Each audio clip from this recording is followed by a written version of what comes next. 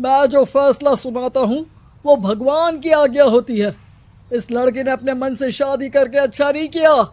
लड़के को घर भेज दो और इसकी शादी इसकी जाति की किसी लड़के से करवा दो। लेकिन ये लड़के, इसे तो गांव के बाहर निकाल दो। नहीं नहीं जमींदार साहब, ये क्या बोल रहे हैं? ऐसा नहीं हो सकता। मेरी बेटी मासूम है, इसे अच्छे बुरे की समझ नहीं है। अरे कहाँ जाएगी ये बेचारी? कहाँ जाएगी? इतनी चिंता है तो पूरे परिवार का गांव निकाला कर देते हैं। बेचारे पूरे बसे बसाए परिवार को गांव छोड़ना पड़ता है। चाहे जो हो, अगर बेटियों को कंट्रोल नहीं कर सकते तो गांव में रहने का कोई मतलब नहीं है।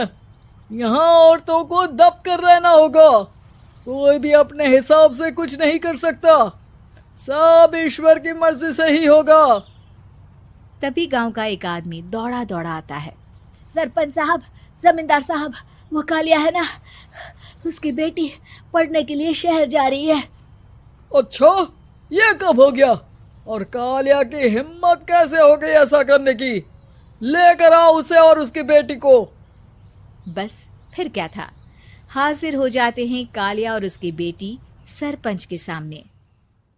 और कालिया, ये क्या सुनने में आ रहा है? बेटी को इंजीनियर बना रहा है तू? और ये बता, गांव में तो स्कूल नहीं है, फिर कहां से इतनी क्लास पास कर गई तेरी बेटी? राधा, जो कि कालिया की बेटी है, उसे लगता है कि सरपंच उसकी तारीफ कर रहे हैं। सरपंच जी, मैंने ऑनलाइन पढ़ाई की है, डिस्टेंस लर्निंग से। सभी में मैंने अच्छे नंबर पाए हैं, जिसे देखते हुए शहर की इंजीनियरिंग कॉलेज में मुझे स्कॉलरशिप मिली है। वाह जी वाह, क्या होती है ये? पहले तो ये बताओ, फिर आगे की बात करते हैं। पूरा गांव राधा की बात सुन रहा था और राधा बोलती जा रही थी। तो ऐसे मैं फ्री में एक अच्छी शिक्षा लेकर गांव में जो कुछ परेशानियां हैं, जैसे बिजली, पानी और इंटरनेट जैसी समस्याओं के लिए काम करूंगी। मैं गांव को शहर से जोड़ने के लिए पुल का निर्माण करवाने का प्रस्ताव रखूंगी। मुझे पूरी उम्मीद है कि जल्द ही हमारा गांव भी तरक्की की राह पर चल पड़ेगा। राधा की बात सुनकर सारे गांव वाले ताली बजाने लगते हैं। सरपंच को समझ नहीं आता कि वो क्या करे। चुप रह नादान लड़की, गांव के खिलाफ जाने के लिए तुझे गांव से बेदखल कर दिया जाएगा, वो भी पूरे परिवार के साथ। और हाँ, अगर ठीक से गांव में रहना चाहती है तो ये पढ़ाई लिखाई छोड़ दे। हम तेरे लिए गांव का कोई होनहार लड़का देखेंगे। तभी गांव का एक आदमी बोल पड़ता है। अरे नहीं नहीं सरपंच जी, राधा बिटिया जो बता रही है, अगर वैसा हो जाए तो हम लोगों को पैसा कमाने के लिए बाहर नहीं जाना पड़ेगा। हाँ जी, और ना ही कोसों दूर पानी के लिए भटकना पड़ेगा। हमारे बच्चे भी अच्छी पढ़ाई कर सकेंगे और आगे बढ़ेंगे, ना कि हमारी तरह खेती करते बैठेंगे। क्यों गांव वालों, राधा बिटिया का साथ देना चाहिए ना। सरपंच देखता है कि गांव राधा के साथ है तो वो चुप हो जाता है। वो घर आकर अपने सलाहकार से बात करता है, जो बहुत ही चालाक किस्म का इंसान होता है। अरे सरपंच साहब, आपको बहुत ही होशियारी से काम लेना पड़ेगा। एक बार गांव तरक्की कर गया, यहाँ के बालक पढ़ लिए तो कोई ना पूछेगा आपको। और फिर ये जो बेटा और बेटी है ना आपके, इनको भी आम लोगों की तरह ही जीवन जीना होगा। हाँ, लेकिन करे तो क्या करे? वो ना आप मुझ पर छोड़ दीजिए, बस मैं जैसा बोलूं करते जाइए। अगले रोज सुबह जब गांव वाले सोकर उठते हैं तो राधा के घर के बाहर और साथ ही वो लोग जिन्होंने राधा का सपोर्ट किया था, उनके घर के आगे लाल रंग से कल आऊंगी लिखा होता है। कल आऊंगी, ये क्या होता है? अरे यह तो खून से लिखा है, लगता है कोई भूत प्रेत या चुड़ैल का साया है। चलो सरपंच जी के पास चलते हैं। सभी सरपंच के पास जाकर उसे सारी बात बताते हैं। और ये तो बड़ी मुश्किल की बात है। चलो, मैं एक बाबा को जानता हूँ, उन्हें बुला लेता हूँ। सरपंच बाबा को लेकर गांव के घर के बाहर जाता है।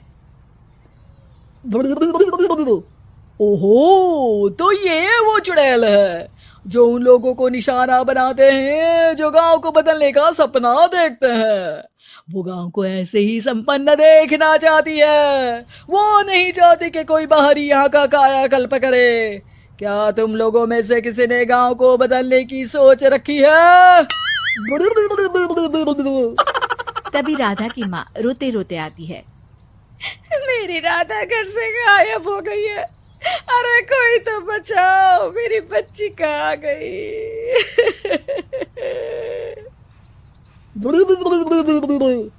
ले गई वो चुड़ैल, तेरी बच्ची को ले गई।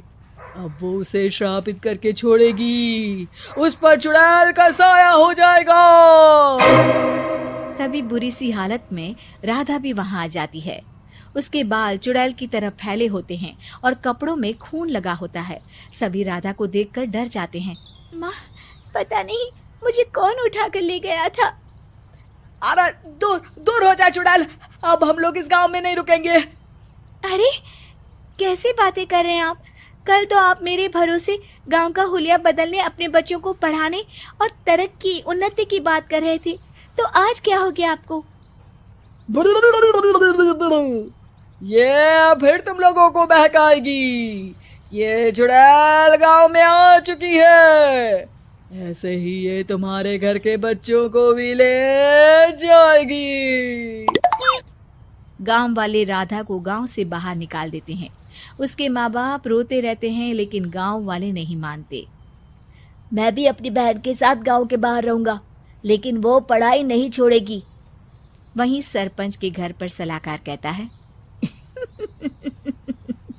देखा, सांप भी मर गया और लाठी भी नहीं टूटी। लेकिन अगले ही दिन सरपंच के घर के बाहर भी वही शब्द लिखे होते हैं। और फिर सरपंच की बीवी कहती है, हमारी बेटी को किसी ने अगवा कर लिया है। तभी राधा का भाई वहां आ जाता है।